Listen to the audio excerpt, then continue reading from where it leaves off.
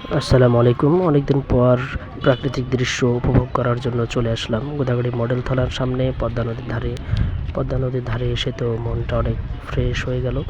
এখানে দেখতে পাচ্ছি নদী, নদীর উপরে সূর্য হেলে পড়েছে, সূর্যের আকার লাল আকার ধারণ করেছে। এত সুন্দর পরিবেশ চোখে না দেখলে আসলে ক্যামেরায় ধারণ করা যায় না এগুলো। নদীতে ইঞ্জিনের নৌকার শব্দ, হালকা স্রোত আছে, স্রোতের ফলে কিছু মাছ ধরা নৌকা আছে।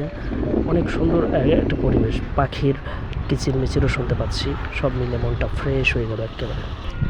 মনটা একদিকে ভালো, অন্যদিকে খারাপ হয়ে গেল। আমি যেখানে দাঁড়িয়ে আছি আমরা দেখেছি এই সময় এই এই বরাবর পানি থাকে, সব সময় এই বরাবর পানি থাকে। কখনো পদ্মায় চর পড়তে দেখিনি আমরা। কিন্তু ভারতীয় আগ্রাসনের ফলে বর্তমানে নদীর যে হাল, নদী আছে অল্প, পুরোটাই চর। ওই পারে দেখা যাচ্ছে কিনা বুঝতে পারছি না, ওই পারে পুরোটাই চর পড়ে আছে। ওখানে গাছপালা, ফসল আবাদ হয়, ওখানে অনেক বসতি হয়ে গেছে। মানে নদীর 5 ভাগের 1 ভাগও নাই। এখানেই কিন্তু গোদাগাড়ি সেই জায়গা যেখানে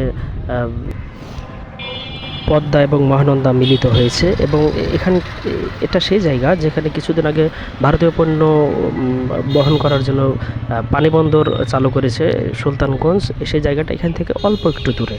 আর এটা হচ্ছে গোদাগাড়ি উপজেলার মানে প্রপার জায়গা।